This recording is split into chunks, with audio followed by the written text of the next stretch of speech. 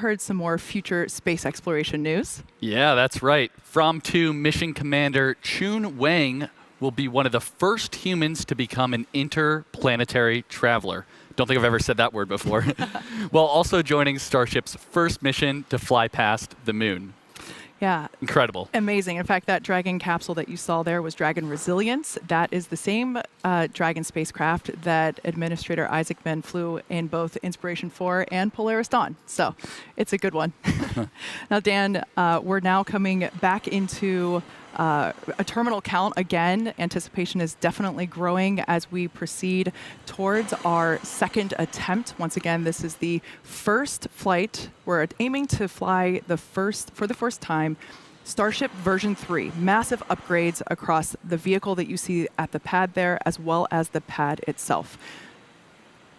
The good news is we've had a pretty quiet countdown today. We are looking at a green range still, not tracking any issues with our weather, with the vehicle, or with the pad for a launch. We are now getting into the phase where we're closing out prop load on the ship, and then booster is going to close out in about 15 seconds or so. Once we're fully done with this, you're looking at 11.5 million plus pounds of liquid propellant on board Starship and Super Heavy.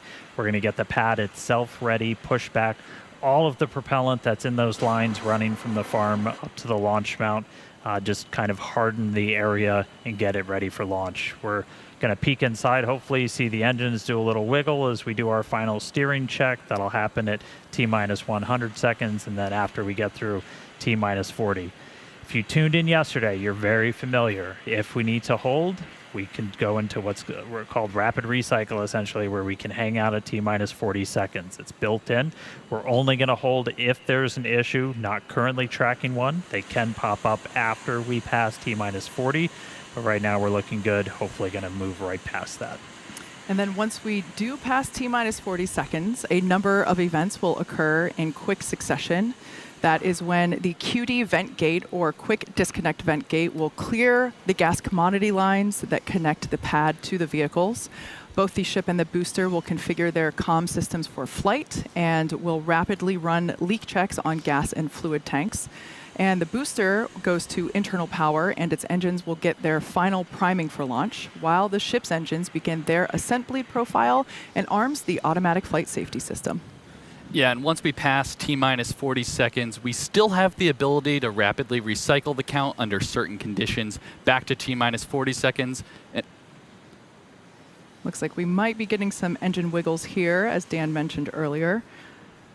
These allow us to check out the thrust vector control actuators on these engines. It's important to make sure that they can steer. Yeah, that's definitely right. And flame diverter on pad 2 activates at around T-minus 17 seconds and enters what is essentially the point of no return at T-minus 10 seconds. If we have a hold close to T-minus 17 seconds, there's a chance we could recycle, but the closer we get to T-minus 10, the lower that chance becomes. We just heard we're at T-minus 1 minute. Yeah, so at this point in time, we're going to stop talking. We're going to let the rocket take over and listen to some amazing pad sounds of the first flight of Starship version 3.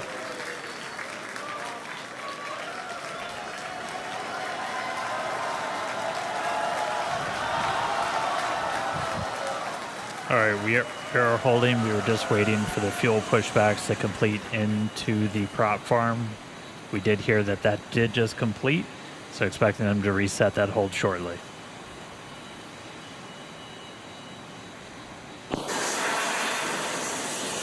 Clock, the hold is reset, clock is rolling.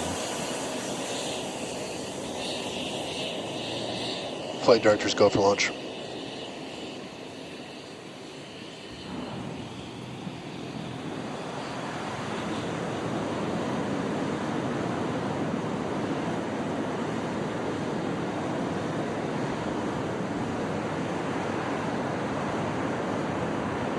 Minus 10, 9, 8, 7, 6, 5, 4, 3, ignition.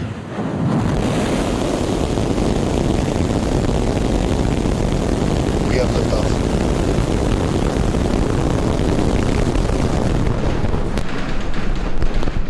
Pitching downrange.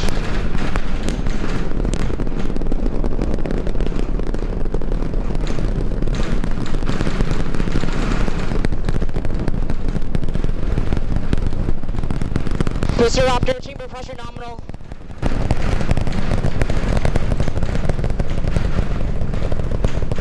All right, we are T plus 30 seconds into flight, seeing 33 out of 33 Raptor 3 engines on booster V3, ascending over the Gulf now, coming up on maximum aerodynamic pressure. Booster and ship, avionics, power, and telemetry nominal. Systems looking good. We're just passing through the period of maximum dynamic pressure.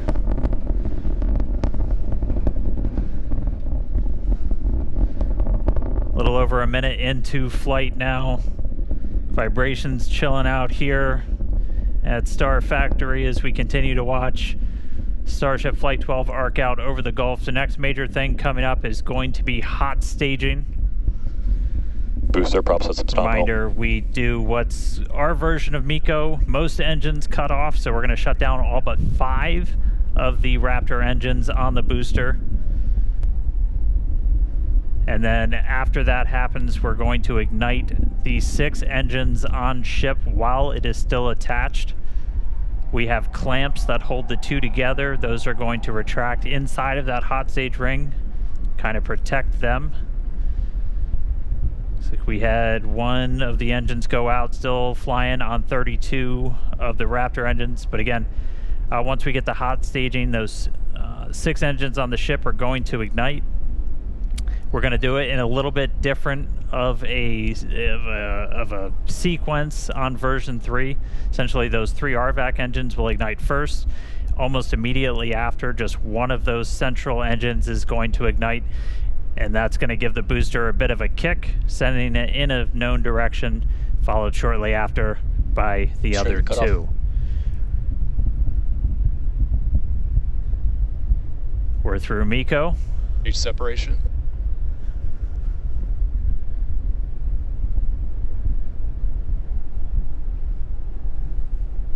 There you go, successful hot staging separation. We are not seeing as many booster engines ignite as we expected for boost back, but we are seeing 6 good engines lit on ship. It looks like we just had an early boost back shutdown.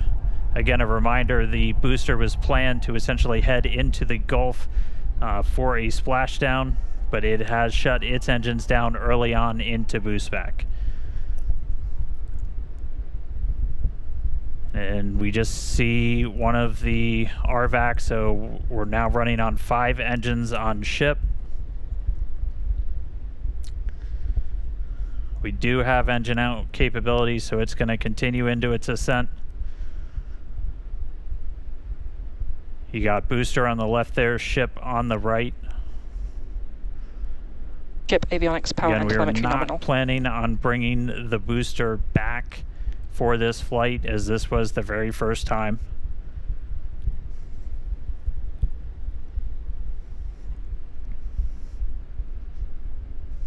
All right, so we're about 3 minutes, 50 seconds into today's flight. Just a reminder that the ship planned to burn its engines for about 8 minutes and change. About 8 minutes and 11 seconds was our planned timeline for today. That could shift slightly as we do have 1 engine out, running on 1 fewer RVACs.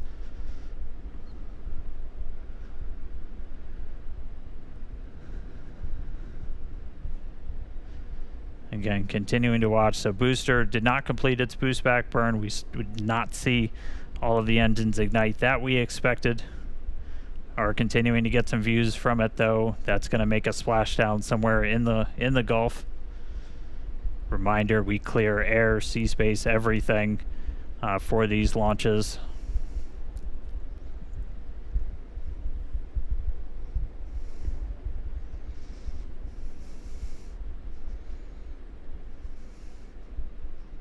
All right, so we are coming up on T plus 5 minutes. Ship continuing to fire 5 of the 6.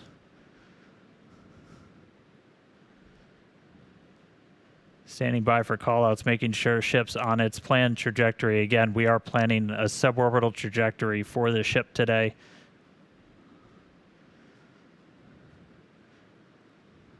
booster giving us some views as it continues to make its way back down towards the water.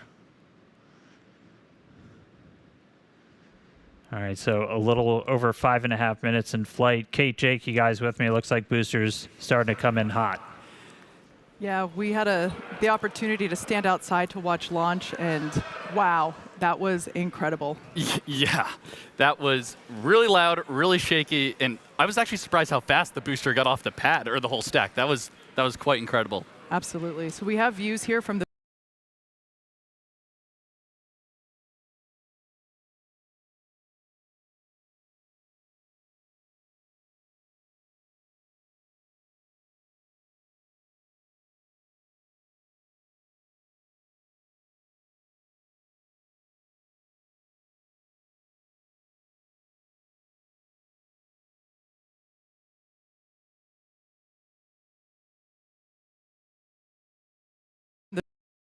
coming.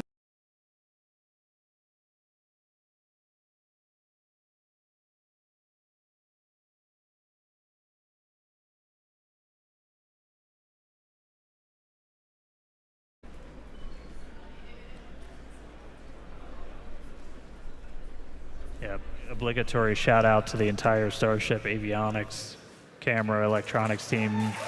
Did a whole lot of work to get these upgraded cameras.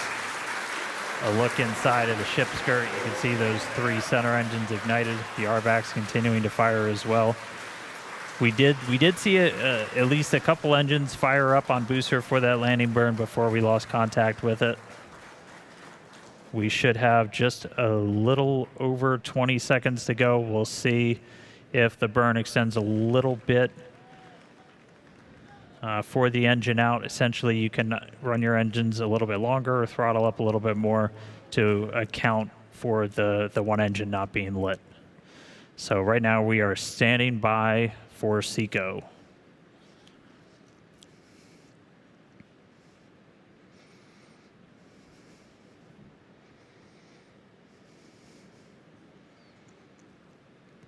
And again, we are continuing to go a little bit longer.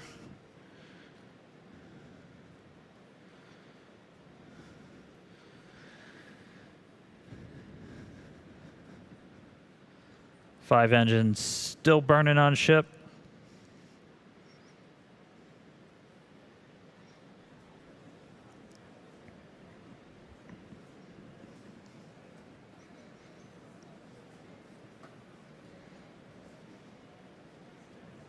We are coming up on T plus 9 minutes.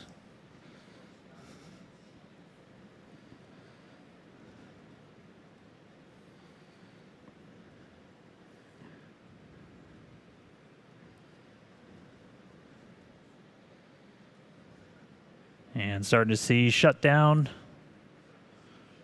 RVACs have shut down. Sea levels are shut down.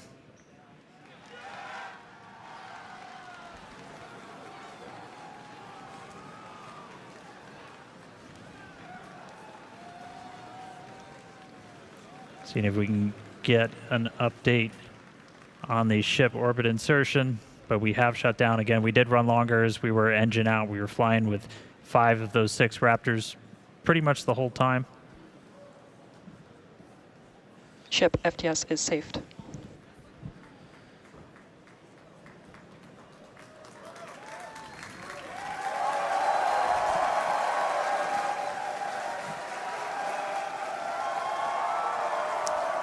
All right, well, we definitely got a ship in space right now.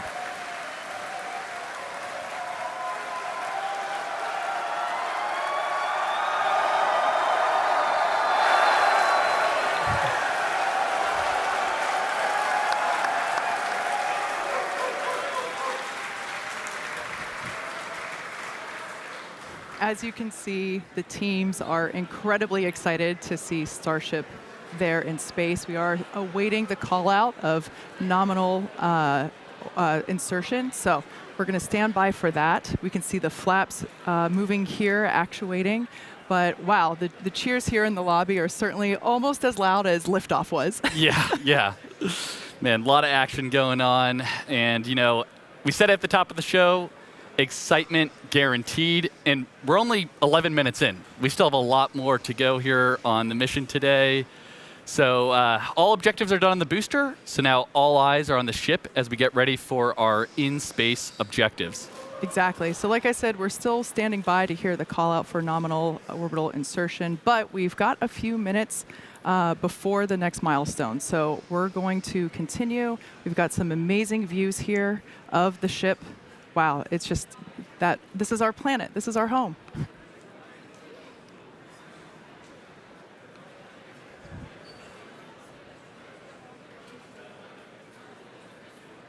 As a reminder, the objectives for ship today not only included the separation that we saw, but we're also planning to deploy 20 Starlink simulator satellites, as well as 2 Dodger Dog satellites. That's what our internal teams refer to as our newer satellites. We saw a preview of those earlier. We should see those deployments here in a little bit. We're also hoping to perform a relight of a Raptor engine as well. Yep, that's exactly right. And the relight will look a little bit different this time. We're hoping to get a little bit of a longer duration. Of course, we got to see once we get there. And that relight won't actually be changing our orbit necessarily, but we're doing it more so as a technology demonstration.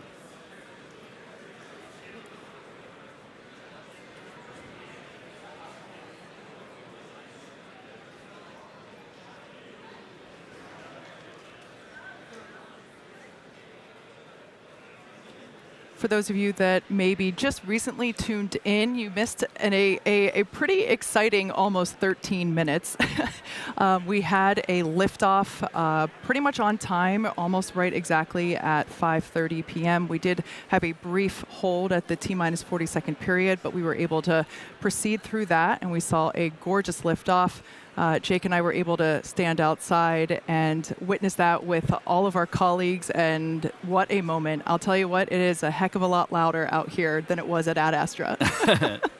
Absolutely.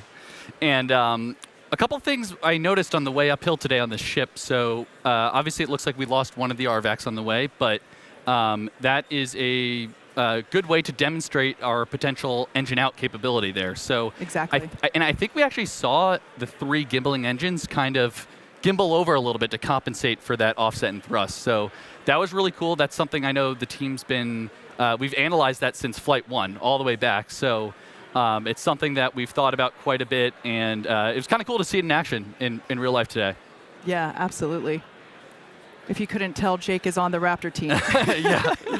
But one non-Raptor thing I noticed also back on the when we had the shot of the aft flaps, it's a little weird. We have tiles on the leeward side, so not on the side where we're going to see heating. And you might be asking, why are we putting tiles there? I had the same question actually. So I talked to some of our heat shield engineers the other day, and we're actually running. Yeah, here's the shot right here. Great. So the fact that we're seeing all these tiles still on the flap right now is really good, because that actually was one of our experiments where we wanted to test different connection methods on the way uphill on ship, so actually ascent. So it looks like most, if not all, the tiles are still hanging on there, so that's actually a really good data point. Looks pretty good to me. Now, once again, this view is from the side of Starship, which is basically the second stage of the Starship vehicle as a whole. This is one of the flaps on the vehicle that helps to control its position and attitude as it is orbiting, and also helps to control during re-entry as well. That's a critical phase.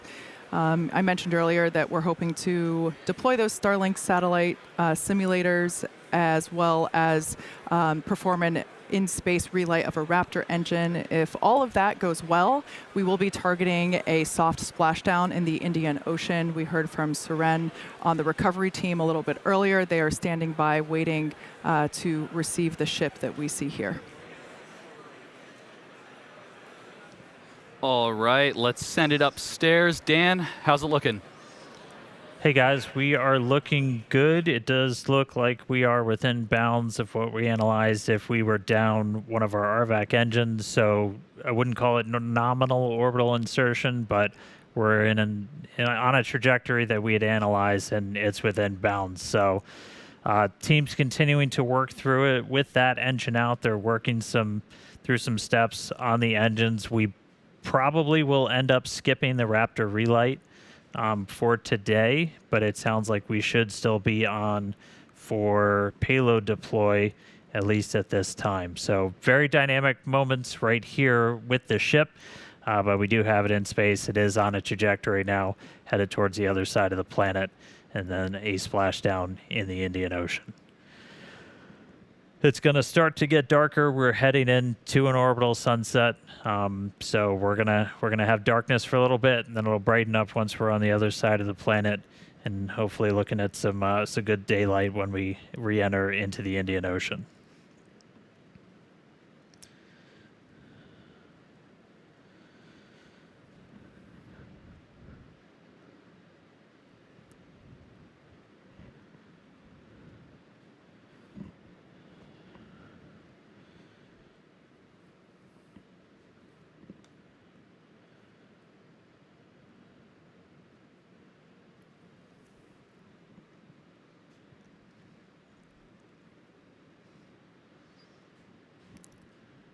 All right, so we're a little over 17 minutes into flight. If you're just now catching up with us, we did see a liftoff right at the top of our window. Super Heavy getting off the pad, initially lighting all 33 of those Raptor engines, got through a successful hot staging. Initially lit 6 engines on ship, had 1 RVAC go out on the way uphill, but still able to make it into space. And right now we're trying to see if we are going to get into payload deploy still. We're coming up right on the part of the timeline when we were expecting it. You look inside a Starship there. Oh, I see a door opening. Looks like Hal didn't wait. Pez door is open. Just a reminder, we've got 22 deployables in the payload bay today. 20 of those Starlink mass simulators, and then 2 are Dodger dogs, as we like to call them internally, sitting up their modified V2 Starlink satellites. Those are going to be testing a bunch of components that we're planning to fly on Starlink V3, and we've also got them outfitted with a number of cameras for another tech demo that we're trying out on this flight. We definitely are looking for a way that we can look at Starship's heat shield while it's still in space. You can kind of only see so much from the cameras and the flaps. You can't see everything kind of on the underbelly, and one of the only ways you can do that is if you got something else flying near it. So we're going to attempt to our final 2 satellites going out the door have a suite of cameras on them that are going to be looking back at the ship. We're going to be in nighttime, and so we've got, sounds like we're getting into payload deploy. We'll be in nighttime. They've got some powerful flashlights on them to try and illuminate the ship's heat shield while we fly away from it. So, we see some Pez motion.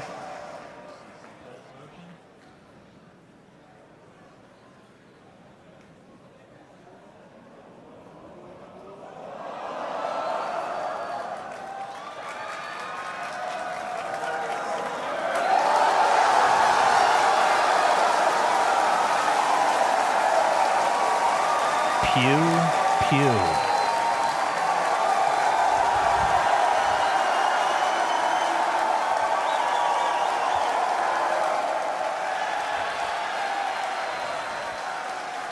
2 down, 20 to go.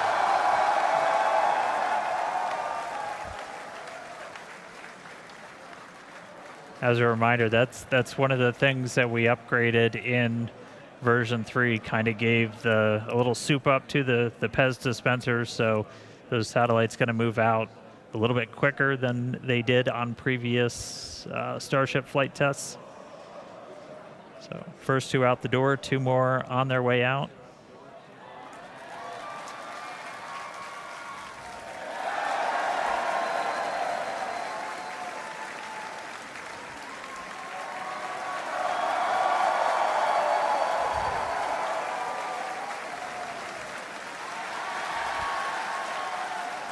All right, 4 down, 18 to go.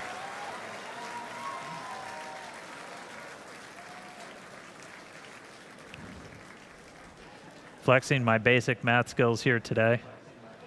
Again, the majority of this stack, 20 of these 22 satellites, they're essentially just mass simulators, so they're roughly the same size as those Starlink V3 sats that we're hoping to fly later this year.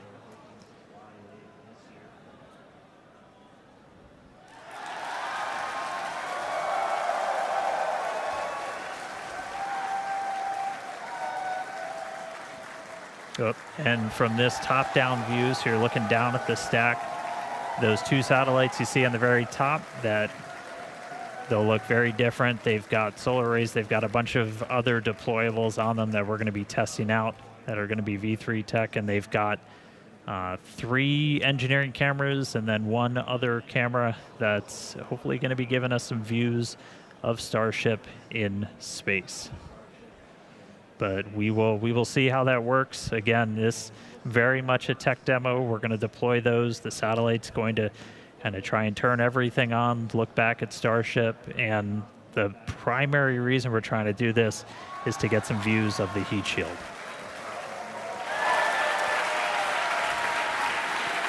All right, 2 more out the door. 2 more out the door, and I think that counts, or that comes up to 8 total. As you can tell, the teams are stoked to see this demonstration happening. It's pretty incredible to see this happening live from space. Now, as we noted earlier in the show, but worth repeating, this Starship version 3 is built to deploy up to 60 of Starlink's more advanced V3 satellites. Everything's V3. Designed to offer 60 terabits per second of downlink capacity per satellite. Now, that is 20 times more than each Falcon 9 does today. Incredible. All right, I think that's number 10 going out the door. Yeah, there it goes.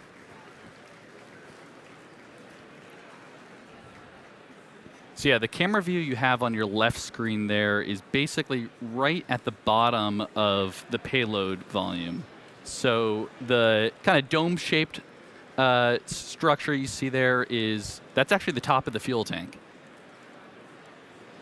Then the camera view that you have on the right is an external camera that we have positioned so that you can see basically the light through the open PEZ dispenser door that you see. That's that sliver of light. We can see the Starlinks here deploying as each one comes through.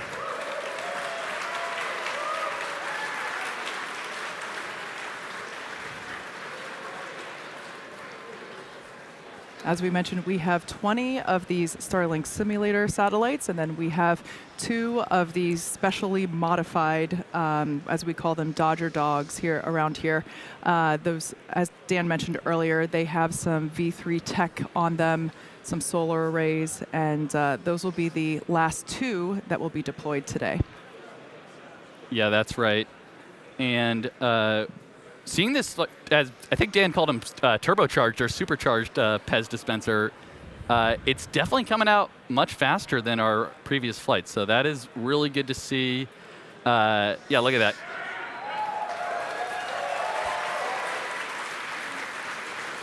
And especially once we, fill Starship up all the way with around 60 or so of these Starlinks, being able to deploy them fairly expediently is going to be important for designing the overall mission profile. Yeah. Now, fans of Starship may know that Starlink enables lots of unprecedented views, both from space, as we see here, and on Earth. In addition to the dozens of cameras on Starship itself, we also have mobile Starlink camera kits deployed in the Indian Ocean. Yes, Starlink also connects our aerial cinematography units on the ground at Starbase and at other strategic camera spots around Texas. It's all part of how it all comes together to tell the incredible story of Starship both on and off planet. Yep. All right, we're getting low on the stack. It looks like we got 2 more of those simulators to go out, and then it will be time for our Dodger Dogs, those modified Starlink satellites. Just a couple of updates while we continue to watch payload deploy. Did get confirmation we're going to be skipping that relight of the Raptor engine, just due to everything that we saw on the way uphill. Those sea level engines, we're going to use them for a landing burn, though. They are still capable to be used for that. So we'll still look to do a controlled landing in the Gulf, but no in-space relight.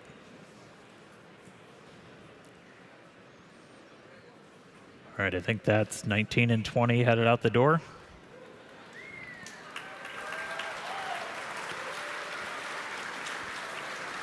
And then coming up are our Dodger dogs. So these are modified V2 Starlink satellites. We do have a number of cameras on these that are going to attempt to look back at Starship. We're not going to get this video in real time, but we're going to try and turn it around if we do get some video down. So don't worry, if we get views of Starship from these satellites, we will be sharing.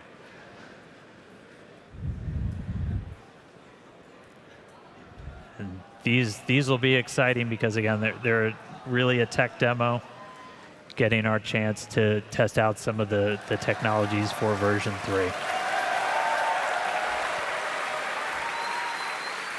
All right, I think that's 18 and 20. My basic math skills are failing now. All right, here we go.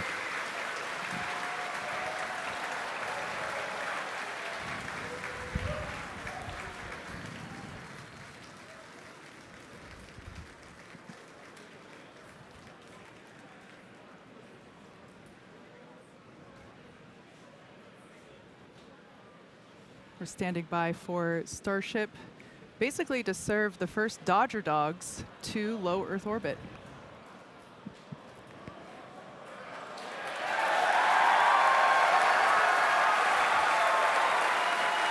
And one out the door.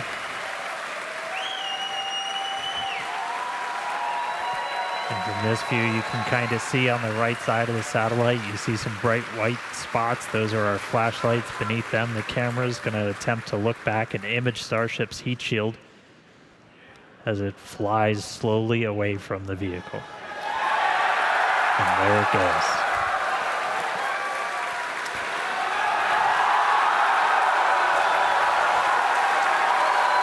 Let there be light.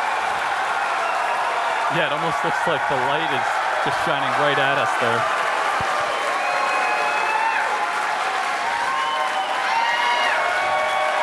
If you couldn't tell, we're pretty excited. Yeah. It is always sunny in space. Always sunny in space, and that looks like an empty payload bay. So Sure does. That's exactly what you want to see there. That's great. So yeah, with payload deploy complete. Oh, you can see the door closing there. All right, there we go. So yeah, with payload deploy complete, Starship will now close its...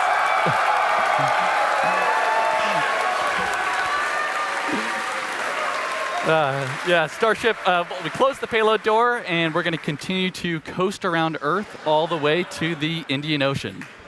So still a lot of major events to come today. Sounds like we're not going to hit that Raptor relight based on what Dan was saying, but after that, of course, we'll have the atmospheric reentry and splashdown. And with that, we're going to go on another quick coast. So sit tight, enjoy some amazing space views and the space jams, of course. And we'll be back in a few minutes for Raptor relight, or excuse me, not for the relight, but we'll be standing by for atmospheric reentry.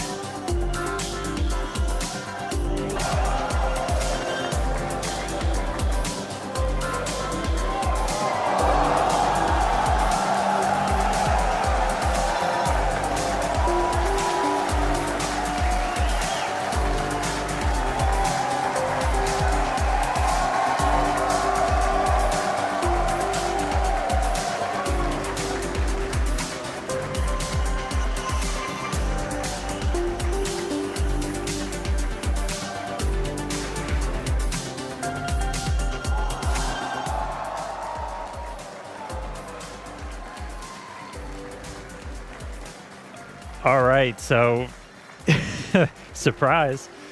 Looks like our cameras did work. We've made contact with both of those satellites. We're going to roll that back again. Again, this is a view from one of those satellites as we deployed. It looks like this was from the last one out. Flashlight turning on, taking a look at Starship in space. The way this system is set up is the satellites are essentially recording it, then making contact with our Starlink constellation, and then transferring that video back down to us on the ground.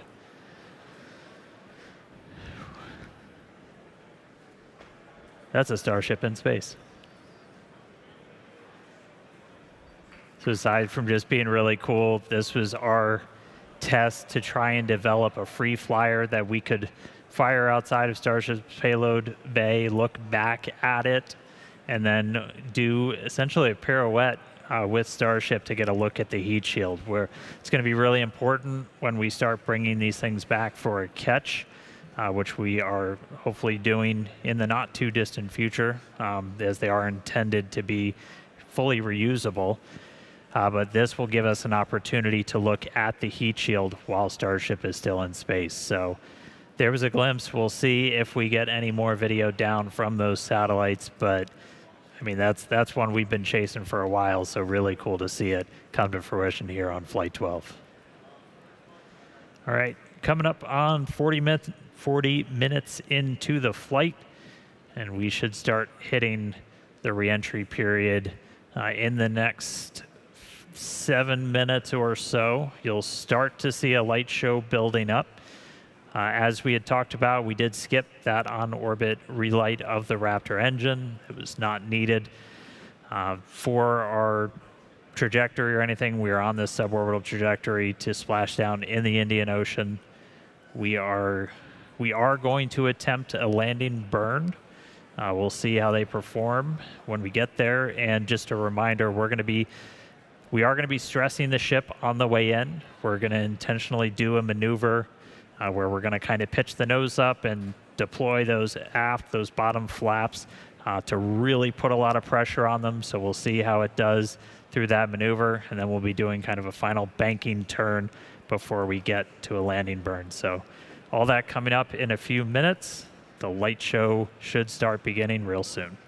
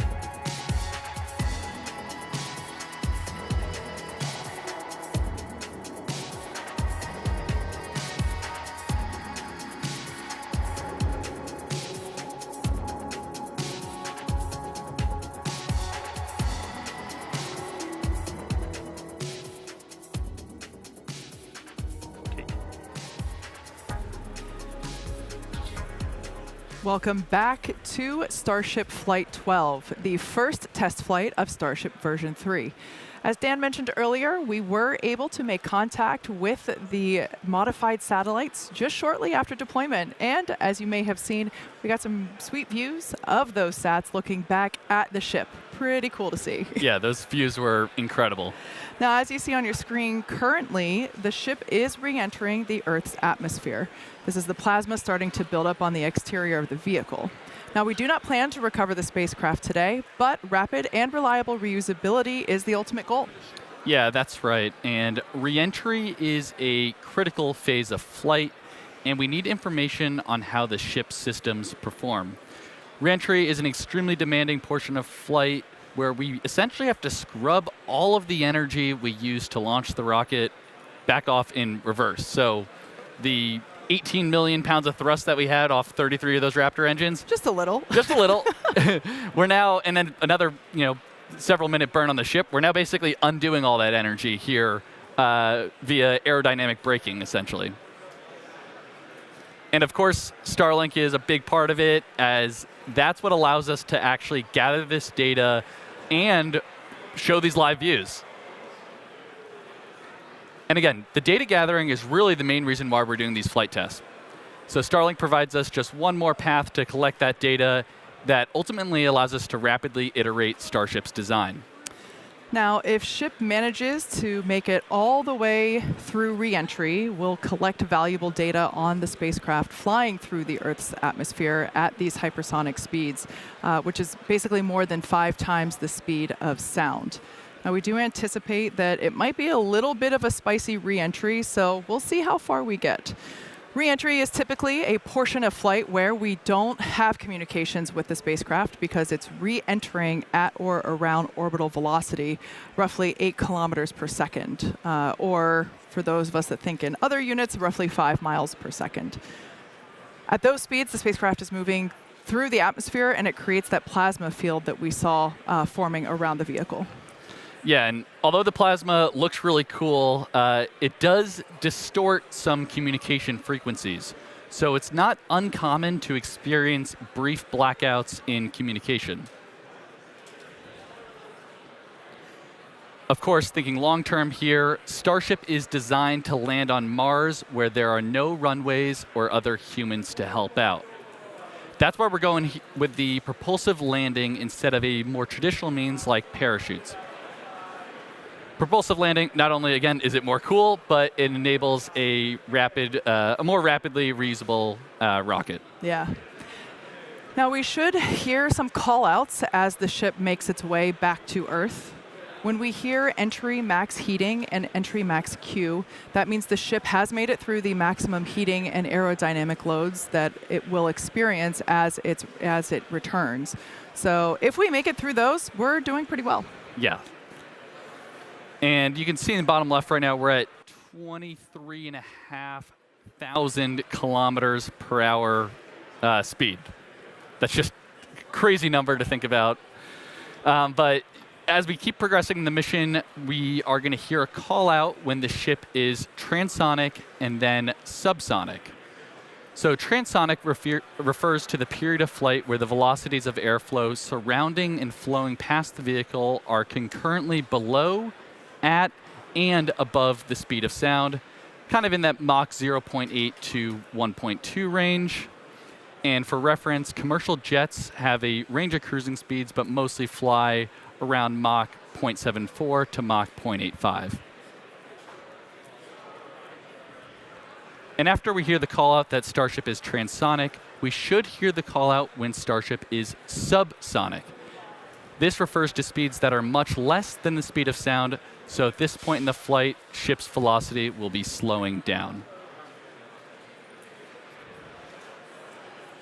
We definitely have a crowd still here in the lobby of SpaceX headquarters down here at Starbase, Texas. Everyone is, loves watching ship re-entry. It's always such amazing colors. This must be what it feels like to be one of those praying mantis shrimp. I can't remember exactly what the name is, but the ones that see in billions of colors. This is the closest I feel to being one of those. Yep. I think one other thing that's cool to point out right now is look in the bottom right. You can see where we are on a globe there. We're squarely in the Indian Ocean already, and we've only been flying for 53 minutes. Yeah. So pretty crazy. We went all the way from Texas to the Indian Ocean in less than an hour. Yeah. She flies pretty fast. She that flies is for very sure. fast.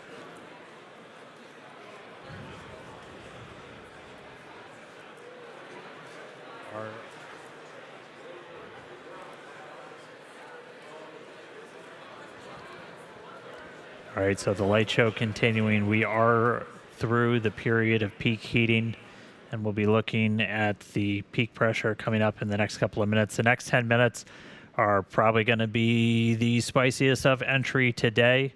As a reminder, we are going to be doing some stress work on the ship, where we're going to do a maneuver where we kind of kick the nose up to fully deploy those aft flaps to really get a good test of the structural strength of that part of the ship. We did that on one previous flight test on version 2. We're going to try and do that today.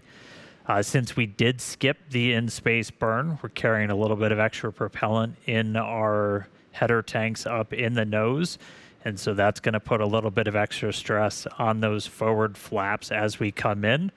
So we will see if they're able to hold through that reentry. So that will be another watch item. We did skip that in-space burn, but we are expecting at least 2 of those sea level engines to try and ignite for a landing burn. We entered the entry period in a good attitude, so hopefully making our way to the targeted splashdown point. We've got that Starship recovery team standing by, and we should be about 10 minutes away from splashdown. So a lot of excitement over the next couple of minutes. Kate and Jake, let's see how Starship holds up on the way in. Yeah, and we just heard on the nets there that engine chill has started. So essentially what that means is we are prepping the landing engines by getting them down to temperature ahead of that landing burn later in the mission here. And on a lot of our previous flight tests, we've been removing a bunch of the tiles. If you've watched those, we were really intentionally trying to push ship beyond its limits. On the last flight, we even had basically a hole get punched into the liquid oxygen tank that you could see when we did the landing burn into the ocean, and the ship was still able to make it. But right now, we're really going to be testing the structural strength of these flaps on the way in. Again, this is a flight test. We're trying to intentionally find where our limits are. And in this view, you're looking at a whole bunch of tiles. I think Jake talked about it earlier. We bonded some additional tiles to the leeward, or kind of the metal side of Starship, to see how those different bonding techniques would hold up. And looking like we've got quite a bit still attached. Yeah, and as we're going down through the atmosphere here, we are at about Mach 16.1, so still extremely fast. Although we have, scrubbed off a substantial amount of our speed already. Altitude at a little less than 60 kilometers.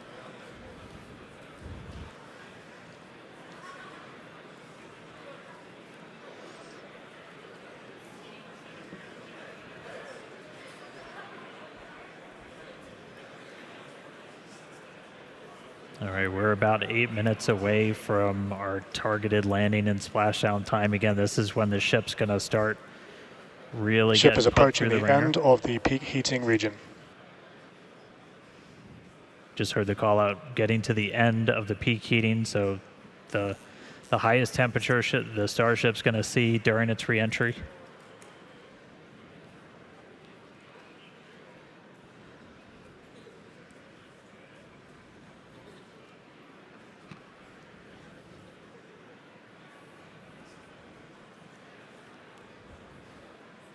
This camera angle changes as it is attached to the forward flap on Starship. So we're actually experiencing the articulation of that hardware, helping to steer the ship down for its precise landing in the Indian Ocean.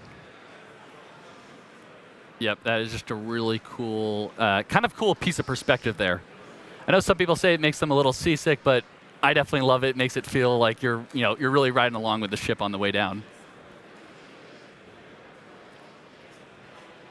Yeah, and aside from just looking cool, all these camera views providing just really critical data on how the heat shield, how the flaps themselves are holding up. That's why we've got these in the flaps and then all scattered all around the ship so you can see how they hold up. There's some internal to the vehicle too and we're getting all of this video back via Starlink, even as we're just enshrouded in plasma. We're able to kind of operate at a high enough frequency to punch through, and that is blue ocean and sunlight you're seeing just beyond the flaps. So we are coming down into daylight, hopefully splashing down in the next 6 minutes or so in the Indian Ocean. We've still got a couple maneuvers lined up where we're going to be really stressing the flaps on the ship. So Ship has passed through the peak heating region. External temperatures are coming down. Wow, that is incredible news. As Dan mentioned, we were expecting this reentry to be super spicy, but excellent news that we're now past that period of peak heating and that now the external temperatures are starting to decrease. Those heat shield tiles there on the belly of the ship really doing a ton of work to burn off all of that inertia that the vehicle had prior to re-entering the atmosphere. Yeah, and you can tell by the G meter down on the bottom right that we're starting to pick up a couple more Gs here, so we're definitely entering the thicker part of the atmosphere where we're scrubbing off all that energy, like Kate's saying.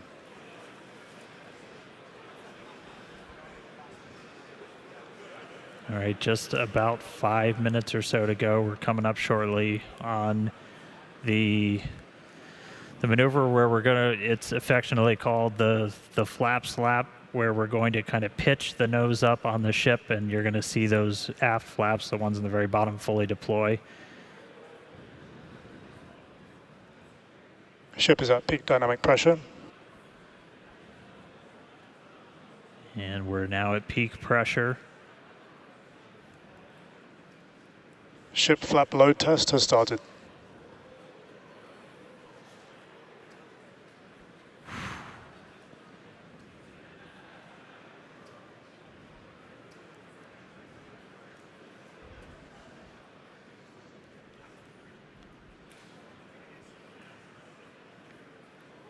Looks like it's holding.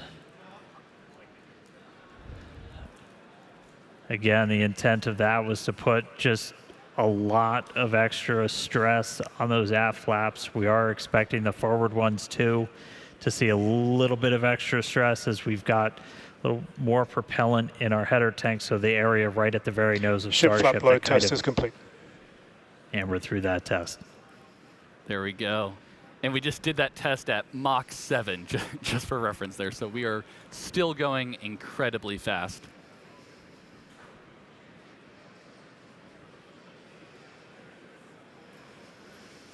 All right, we are just about 3.5 minutes or so away from our targeted landing burn. Again, we're expecting to try and see 2 of these Raptor engines light for the landing burn. Normally we plan for 3, but we're going to give it a try with 2.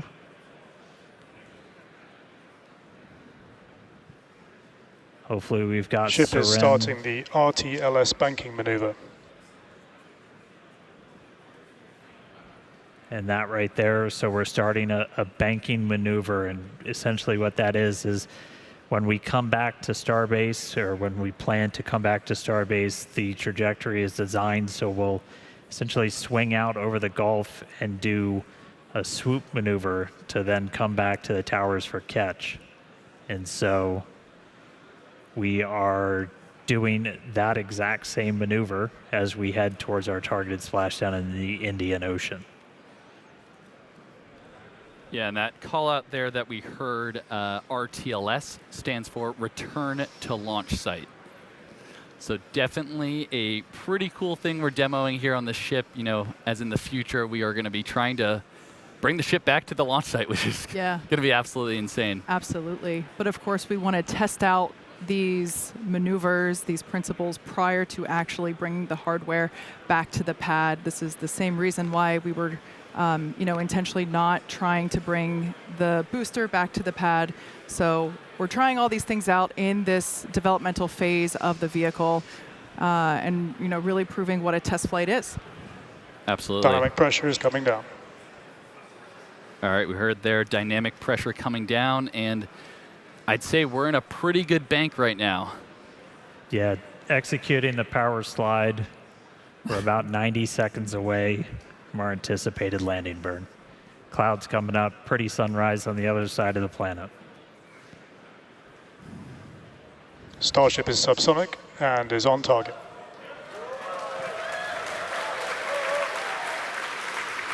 The crowd here reacting to that call out, letting us know that we are on target for this precise landing in the Indian Ocean. This will once again be a soft splashdown. We should get some pretty cool views from the recovery team who we chatted with earlier. They are standing by to receive this ship. Once again, this is the first flight of our completely redesigned Starship version 3. Yeah, and if you remember the suborbital flights from a few years ago, this is very much the same regime that we're in here. So we're sub 15 kilometers, executing what we call the belly flip maneuver. Yes, serial number 8, the first belly flop. I remember it well.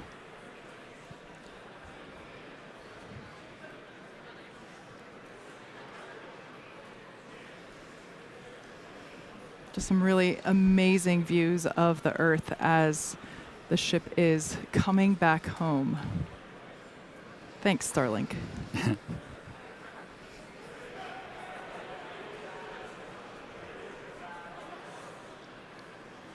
Yeah, you can see the aft flap there making minor corrections. Starship is turning for final approach to landing site. Look at that turn. There we go. Minor corrections and a full turn. Yeah, Starship doesn't fly like an airplane. It's a lot more like a skydiver. Full belly flop on the way down, using those flaps similar to arms to help change the path of the air over you. Coming up real soon. Again, going for a landing burn, trying to light 2 of these Raptor sea level engines. Landing burn startup. Landing burn startup. 2 engines lit.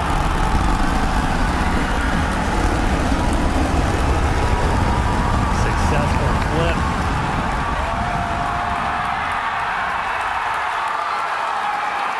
Buoy cam Starship is catching landed. it. Good shut time.